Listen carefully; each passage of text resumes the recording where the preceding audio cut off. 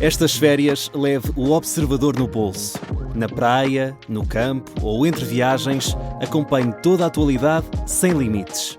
Assine com 40€ de desconto e habilite-se a ganhar uma estadia de 2 noites num dos hotéis boutique da Small Portuguese Hotels. Este verão, desligue da rotina, não da informação. Assine em observador.pt. Laura Figueiredo.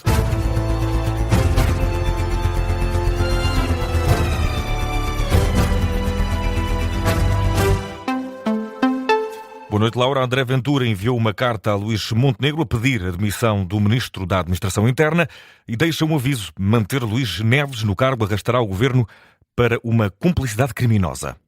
Na carta enviada ao Primeiro-Ministro, o Presidente do Chega escreve que a permanência em funções do Ministro da Administração Interna afeta muito negativamente a imagem do Governo, dizendo também que, inevitavelmente, o Executivo será arrastado para a cumplicidade criminosa, pressão sobre as instituições de investigação criminal e perda de autoridade institucional. André Ventura diz que, depois de ter reunido com o Presidente da República, ficou ainda mais convencido do que é preciso fazer neste momento. O Presidente do Chega lembra ainda o caso de Miguel Macedo, antigo Ministro da Administração Interna, que se demitiu por se ver envolvido numa suspeita criminal durante o governo de Pedro Passos Coelho, mesmo tendo sido absolvido mais tarde. André Ventura deixa ainda um aviso a Luís Montenegro, diz que manter Luís Neves no cargo vai alterar as relações do Chega com o Executivo.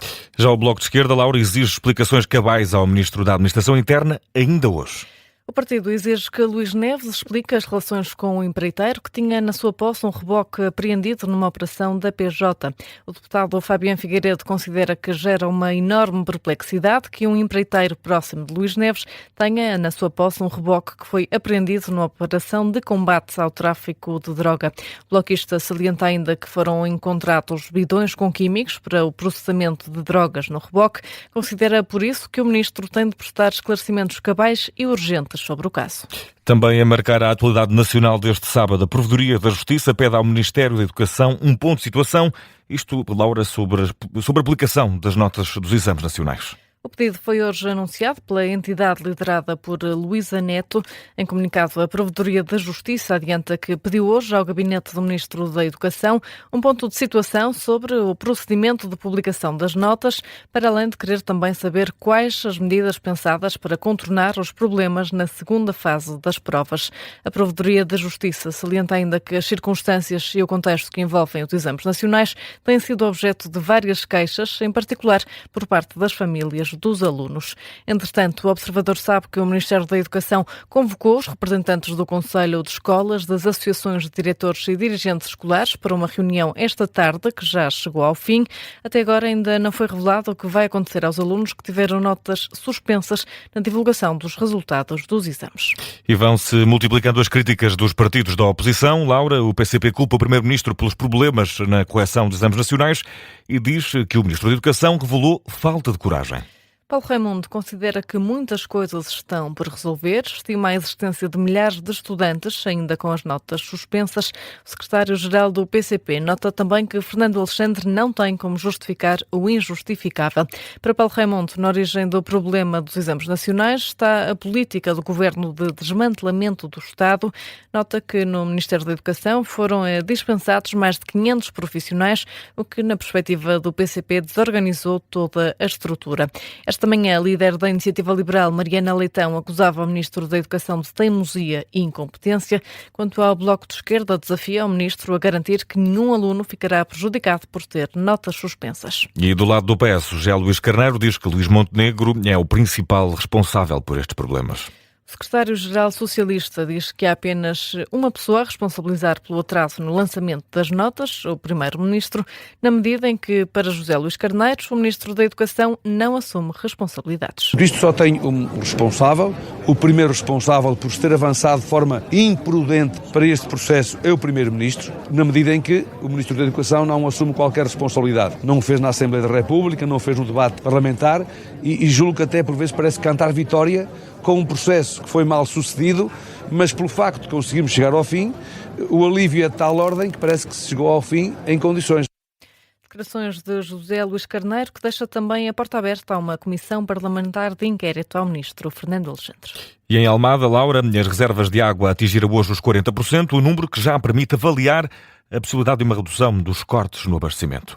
A informação é avançada pelos Serviços Municipalizados de Água e Saneamento.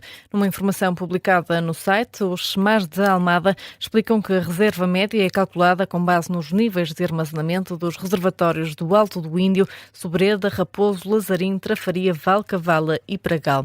A escala de monitorização utilizada compreende 5 níveis, sendo agora registado o nível 3, amarelo, que compreende valores entre os 30% e os 50% de reservas de água. Ora, este nível implica então a avaliação da situação e uma possível redução do número de horas de corte.